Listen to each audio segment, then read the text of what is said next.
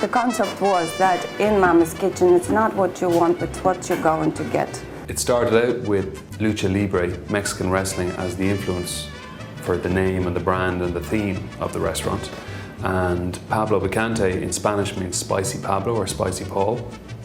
The whole idea being that this wrestler would have a particular personality which was reflected in the food and vice versa. And what better characteristic for a luchador fronting a burrito shop, only that he's quite spicy and quite fiery.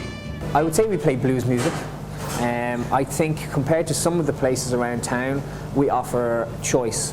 Where you might see we have probably nine choices of hot items and maybe 9 choices of cold items, and the amount of combinations you can have amongst that is quite high. We are very informal. We're very easygoing. We have mix-match furniture. We take names of our customers. We write them on a burrito. This helps us not to confuse them, not to mix them up with somebody else's burrito, and also adds a personal touch. I wanted Pablo Picante to have that warmth, that real Mexican personality, the colors, the Mexican music, and the Mexican religious icons, the Mexican lucha libre symbols. The staff we have are predominantly Mexican, so there's very much a feeling when you come into Pablo Picante, at least there should be, that you're in Little Mexico.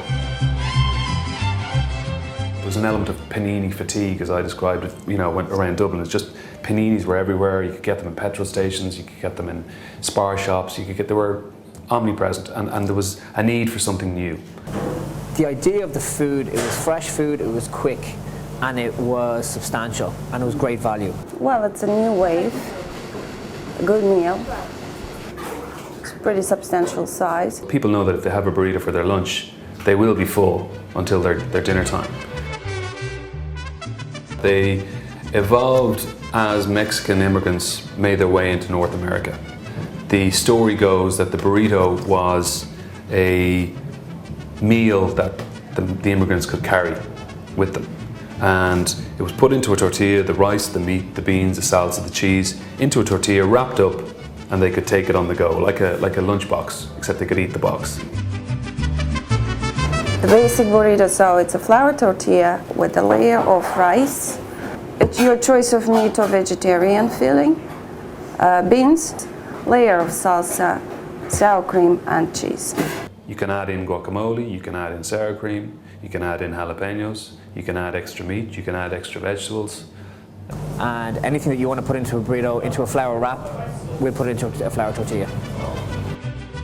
The correct way to eat a burrito is to hold it from top to bottom. Don't open the whole thing and eat it with a knife and fork. Sometimes I run over to a person because I see him starting with this burrito and he's got knife and fork and he's going for it, you know, unwrapping the foil. The important thing is to wind it down gradually as you eat and to keep that foil covering as you work your way down and to keep the integrity of the shape of the burrito.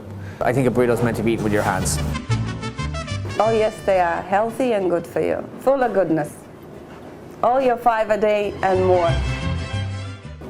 Male, predominantly, hugely. 18 to 25s, majority of them.